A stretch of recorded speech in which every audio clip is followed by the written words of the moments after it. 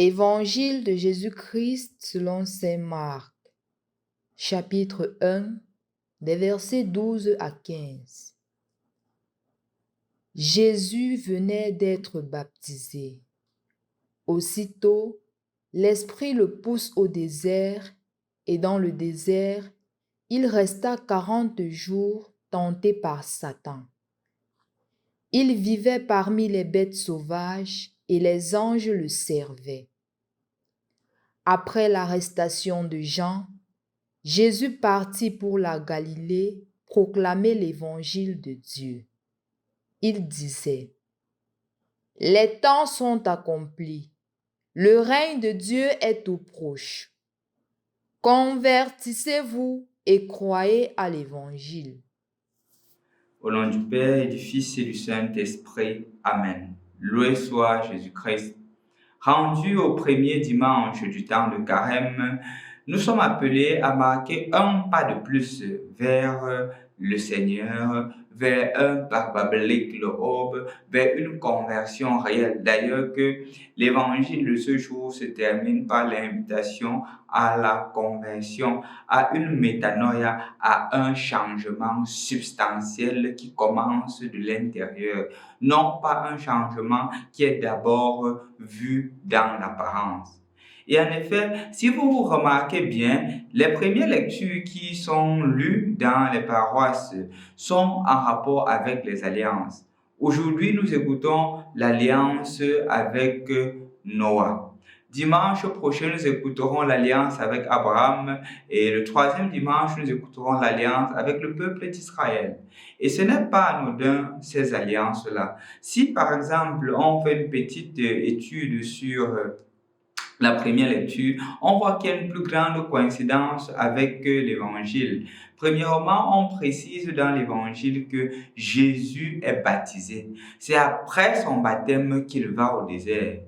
Dans la première lecture, on nous parle de l'eau, mais l'eau qui a été utilisée pour arrêter la vie, l'eau pour le déluge. Et quand le Seigneur met l'âge de l'alliance, il dit justement que l'eau ne sera plus utilisée comme source de déluge, mais plutôt, même si ce n'est pas dit, on le voit dans l'évangile, comme source de vie. C'est pour cela que Jésus est baptisé dans les eaux du Jourdain. Et maintenant, chaque chrétien, quand il est baptisé, il renaît avec le Christ. Ça veut dire l'eau donne la vie. Le baptême est une nouvelle vie que nous embrassons et que nous recevons. Mais l'alliance ne veut pas pour autant dire que nous n'allons pas pécher. Remarquez très bien dans la première lecture que quand Dieu fait son alliance avec son peuple, comme nous l'avons écouté, cela ne veut pourtant pas dire que l'homme ne doit pas pécher. L'âge de l'alliance, même si le mot hébreu qui est utilisé ici, c'est keshet, qui veut dire l'alliance de Dieu avec son peuple, mais qui, dans les temps anciens, était utilisé comme une victoire pour la guerre ou comme signe de combat par les déités. Ici, ça rappelle à Dieu la fidélité qu'il a pour le peuple. L'âge n'est pas trop centré sur l'homme, mais c'est centré sur Dieu. Un rappel à Dieu que je ne dois plus jamais détruire la vie humaine. Je dois toujours préserver. Je dois toujours aimer l'homme malgré sa faiblesse. Je dois toujours être à la recherche de l'homme pour que l'homme revienne à moi malgré son péché. Et c'est en fait ce que nous voyons dans l'évangile d'aujourd'hui. Jésus qui est baptisé et Jésus qui va au désert. Jésus qui vient à notre rencontre. Jésus qui, pendant ce temps de carême, vient prendre ta situation. Jésus qui vient te chercher où tu te trouves. Jésus qui vient te dire qu'il n'y a pas de péché qui ne puisse pas pardonner. Que tu cesses de te dire que non, je suis trop pécheur pour recevoir le pardon de Dieu. Je suis trop pécheur pour regarder Dieu. Je ne veux pas tromper Dieu. Non, ce n'est pas question de tromper Dieu. Il n'y a pas de personne sainte. Nous sommes toujours en quête de la sainteté et cela dépend du degré de tout un chacun. Mais quel que soit ton degré, le Seigneur t'aime et il voudrait toujours que tu reviennes à lui. C'est pour cela que le carême prend tout son sens. C'est pour cela qu'il doit avoir les tentations. Et c'est pour cela que Jésus est tenté aujourd'hui. Même si les autres évangiles, spécialement l'évangile de Matthieu, expliquent clairement les tentations, le fait de transformer de la pierre en pain, du fait de tomber sur une colline, ou peut-être du fait de se prosterner devant Satan. Les tentations que notre évangéliste Marc mentionne sont plus grandes que les tentations qu'il devrait être. Il faudrait que chaque lecteur se rappelle de ses propres tentations et il se rende compte que Jésus a surmonté les tentations. Et Jésus qui est avec nous, Jésus qui nous soutient, doit aussi nous donner la force de surmonter les tentations.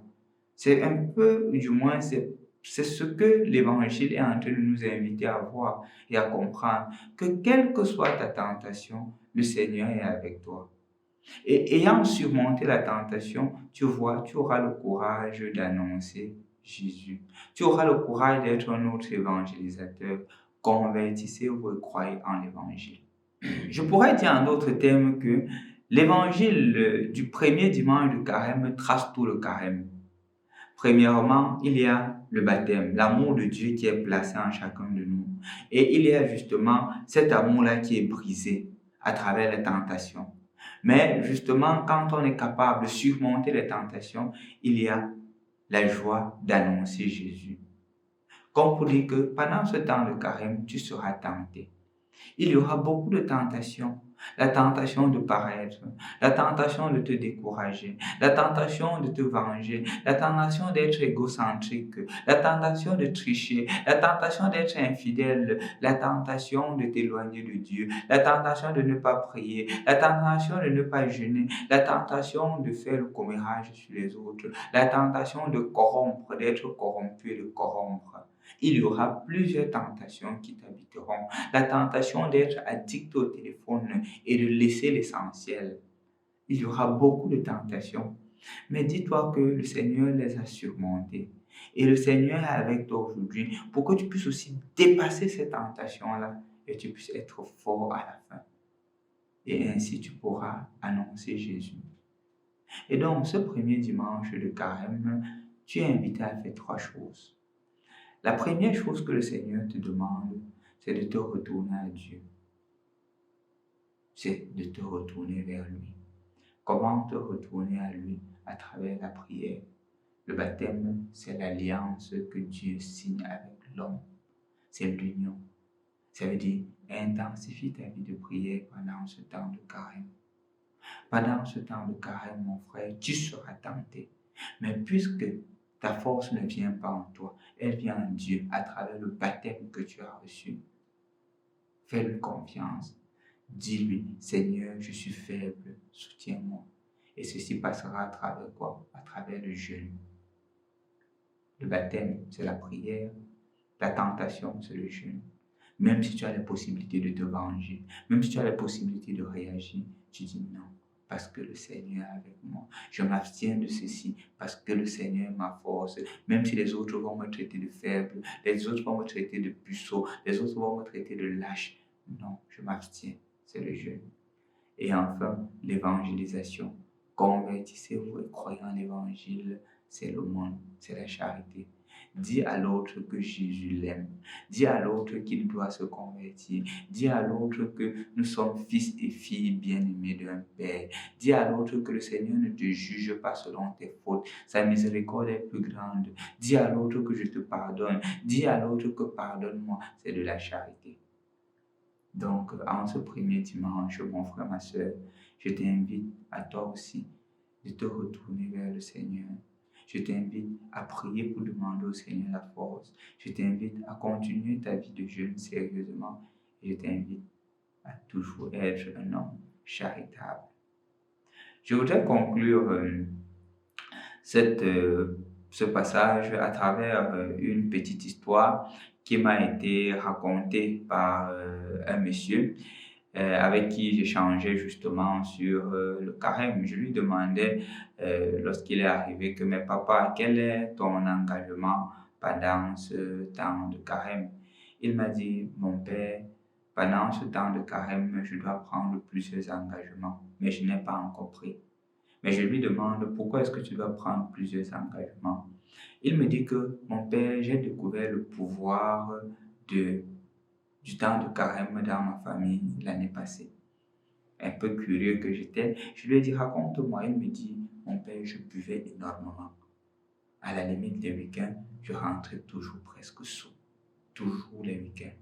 L'année passée, j'ai dit que pendant ce temps de carême, je m'abstiens de la boisson. Et l'argent que je vais économiser, j'irai donner à l'église parce que dans sa communauté chrétienne, il devait aller visiter l'orphelinat. Il a dit que j'irai donner cet argent. Et voilà que il arrive que le soir, après le boulot, au lieu d'aller boire avec ses amis, il rentre à la maison. Et il me disait qu'il s'est rendu compte progressivement qu'il économisait au moins 2000 francs chaque jour. Au moins. Ce n'est même pas le fait de l'économie. Il rentrait à la maison le soir. Et rentrant à la maison le soir, il avait plus de temps pour ses enfants. Il avait plus de temps pour son épouse. Il se mettait à parler, il se mettait à échanger. Et il s'est rendu compte combien il était loin de sa famille. Il s'est rendu compte de l'écart qui existait à cause de quoi? De la boisson. Et pire encore, me disait-il, j'ai créé la peur chez mes enfants. Mes enfants pouvaient se confier à tout le monde, sauf à moi. Pourquoi? Parce que je rentrais toujours sous. Et rentrant sous, tout ce que j'avais à faire, c'était de leur gronder, d'être agressif. Voilà que j'ai baissé l'agressivité dans ma famille, mon père me disait-il. Voilà que j'ai économisé de l'argent. Et voilà que le climat familial est devenu meilleur. Et plus, me disait-il, mes enfants garçons allaient à l'église maintenant le dimanche. Pourtant, ils n'y allaient jamais. C'était ma femme et mes 2 filles qui allaient à l'église. Et voilà que, grâce à ce temps de carême qui s'est passé, les dimanches, maintenant, nous allons à l'église. Voilà que nous sommes capables, comme cette rentrée, me disait-il, de prendre l'enfant d'un voisin et de payer sa scolarité avec l'argent que j'ai réduit dans la boisson.